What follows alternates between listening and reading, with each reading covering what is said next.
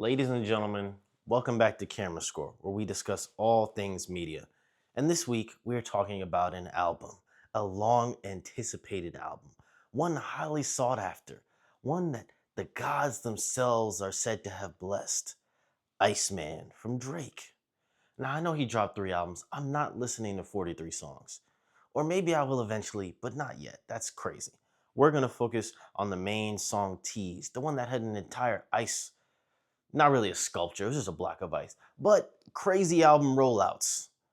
Let's focus on that. Is it great? Is he cold for this? Or is this just a lukewarm ice cube in a broken freezer? Let's find out. So, like I said, we have 18 songs. Damn. Why? I just don't understand. I criticized the fall off for this. I criticized many other albums for this long runtime. What is happening? What are we doing?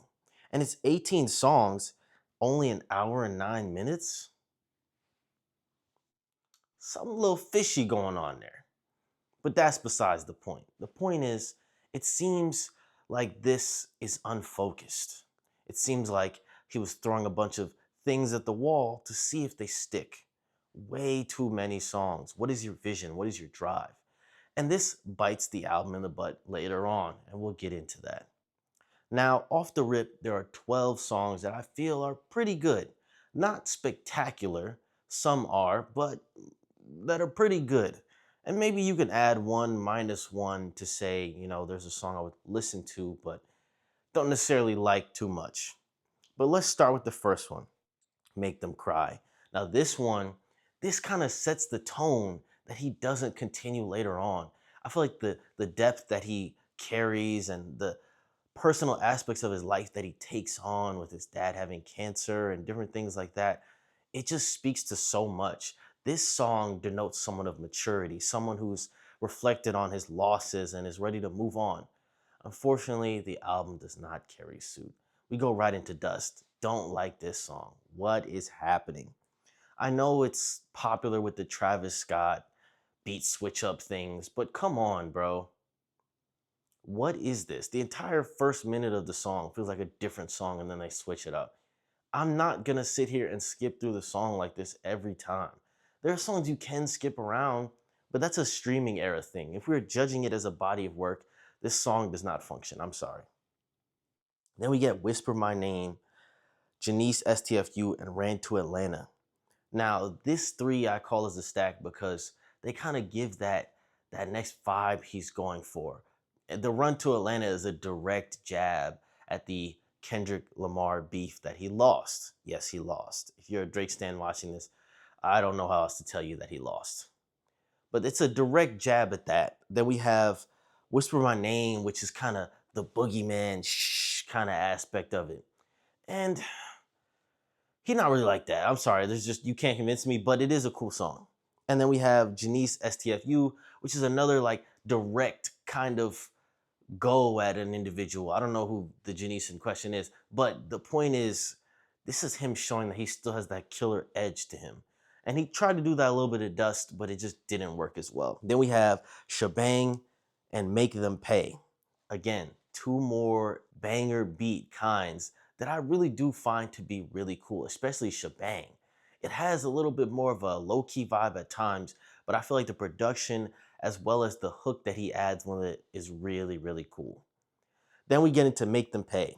Now, this song I do like, but the bars are garbage. Oh my goodness. It was cool how the production matches with his grittier tone and nature.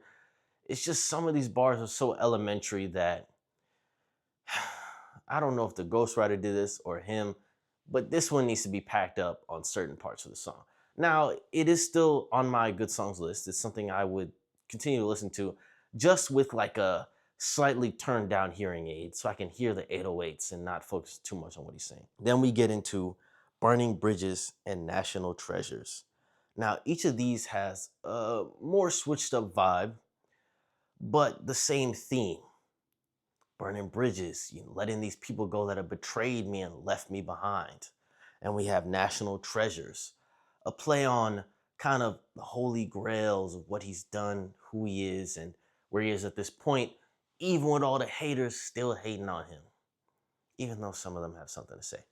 But I want to stop here to just point out that these first 9 songs, if he released them by himself, if he just cut it there, I think that this would have been a solid project. There'd be only maybe 2 songs that are I'm kind of iffy about, and it would still kind of point to what he's saying. There's these people that betrayed me. They've switched up on me, but I'm still here and I'm back and I'm better than ever. But then he drops 9 more songs, 43 in total for real. But we're just gonna talk about ICEMAN, like I said. We get into the next 9, and this is where it all falls down, as the greats say. It just falls apart. So we have Bees on the Table, really cool in the car with vibe song with 21 Savage. Pretty decent, nothing crazy, nothing spectacular. I feel like 21's been kind of phoning it in a little bit on his last verses, but a good song nonetheless. Then we have What Did I Miss, which came out already. You could have left this one off. I don't like when artists, me personally, I don't like when artists put singles that we've already seen come out on these big feature length projects. I feel like sometimes I get it, but at the same time, leave them as standalones. I want new music. I like this song a lot. I've heard it a lot already. It's already on the playlist. Good song. Plot Twist. If you've seen the music video, he's talking tough. He's lined up with the guns in front of him like Joker in that one Suicide Squad movie. That is actually not as bad as people say, in my opinion. But it's more tough talk from a guy who started a lawsuit and who lost the beef and won't get over it and is more of an R&B guy. But it is what it is. I put it on my list because it's still a cool song. I think you can appreciate what a rapper is saying, even if you don't believe that there's a chance in hell that he actually has these shooters, quote unquote, lined up. Whatever. Still a really cool song. I like the beat. I like the plot twist. Like the way he says it just adds a little grime to it that I think is really cool. Again, I don't think he shot at nobody, but that's besides the point. Then we got Too Hard for the Radio. This one is too trash for the radio, in my opinion. I don't know what's going on in this song. I'm not the biggest West Coast individual. Now, saying that as someone who lives on the West Coast, that might be blasphemous, but I'll stand on it. What are we doing here? Leave the West Coast vibes alone. I feel like Squabble Up was cool, but maybe for a couple minutes. This is even worse in terms of just turn that off. Oh my goodness. I just feel like he tried to take a shot by going with the West Coast feelings and vibes, but he missed completely. He couldn't hit the broadside of the Toronto Tower with this one. Pack it up. Oh my goodness. Make Them Remember. Now this one, 50-50, I think it has good and bad parts to it. That's why I kind of teeter-totter on it. It's a decent song for maybe a minute and a half, and then you got to cut it off. I'm sorry, not the greatest. Then we have Little Birdie. Brother, my brother in Christ. Is it like a switch up to kind of give different feelings in the album? I don't know. This one just doesn't hit for me. And then we have Don't Worry, another R&B leaning one. There have been other R&B leaning ones before that I actually did like. This one, I'm sorry, I just don't know what he's going for here. And maybe, hey, you could be like, you're not the biggest R&B fan. I bet my playlist is longer than yours. Don't play that. On to the next one. We have Firm Friends and then Make Them Know. Now, these two are another where I'm like, they kind of are cool. We even have Big Alchemist on the production on one of these. But at the same time, it's just like how many songs in this are gonna be about the people that have betrayed you? We need more about where you're going and your new perspective.